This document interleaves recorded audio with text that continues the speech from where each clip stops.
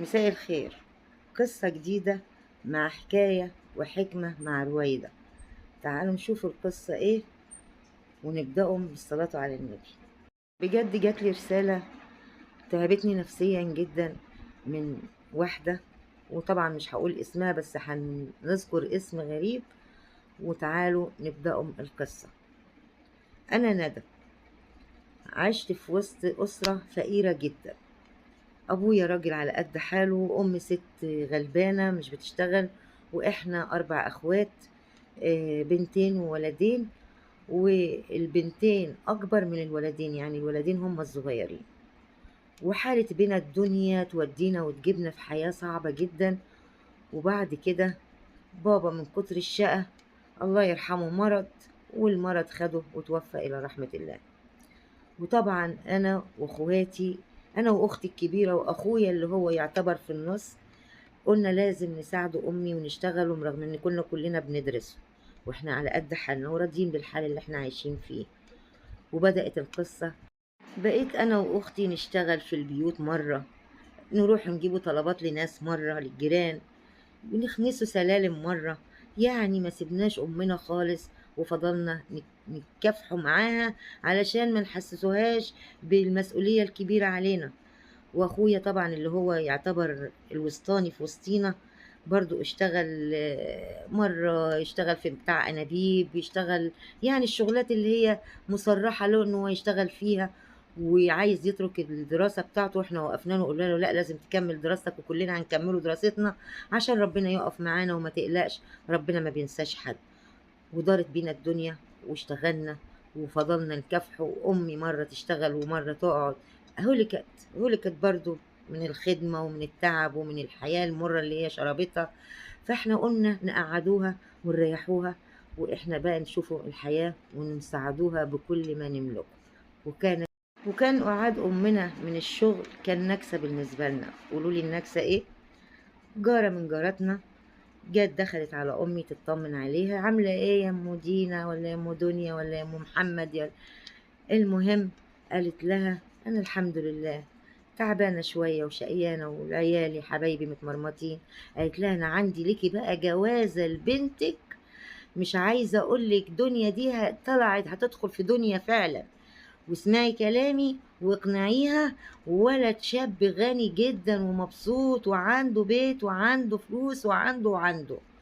فقلت لها طب انا هسأل بنتي واشوفها رأيها ايه يعني، وابقى ارد عليكي. لا، هو في الكلام ده؟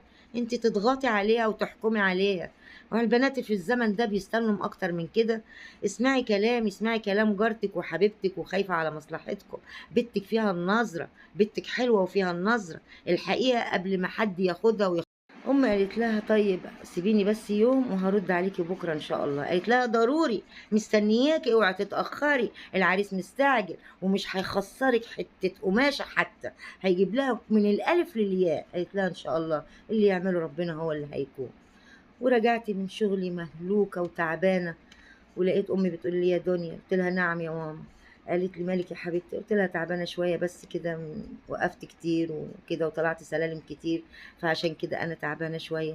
قالت لها طب انا جايبه لك خبر حلو وربنا يمكن يعوضك خير.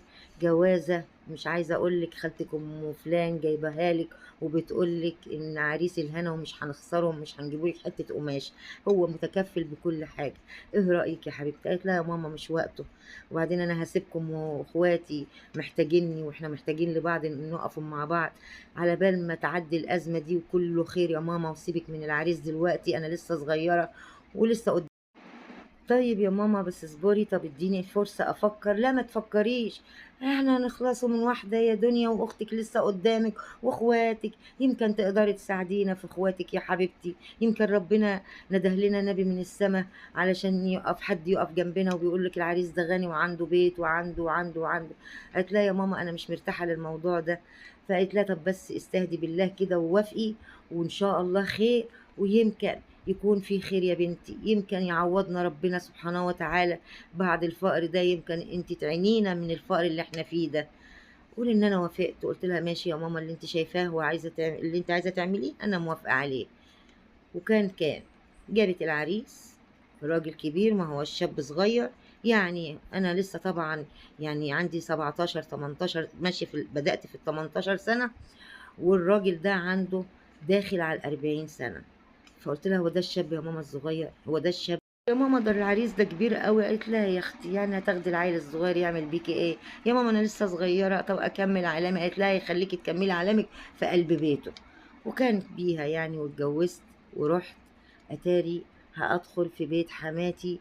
حماتي سِت كبيرة وجوزها عايش وولادها البنات ما بيتجوّزوش عوانس، وأنا دخلت علشان أكون خدّامة للبيت ده. طب ما أنا كنت خدمت لأمي، خدمت برّه عشان أصرف على أمي وعلى أخواتي، ما هو أنا اللي أنا كنت بادخّله هيروح على أمي ما حدش هيدخّله، أنا كنت باشتغل شغلتين و3 في اليوم علشان خاطر أجيب قوت خواتي. وطبعًا أنا مش هاطوّل عليكم وهاكمّل لكم القصة ال كمان يومين إن شاء الله في الحلقة الجاية، انتظروني لإن فيها أحداث كتير أوي، ربنا يعيننا ويعينكم ويسترها على بناتنا يا رب العالمين. أشوفكم على خير وبخير، مع ألف سلامة يا حبايبي.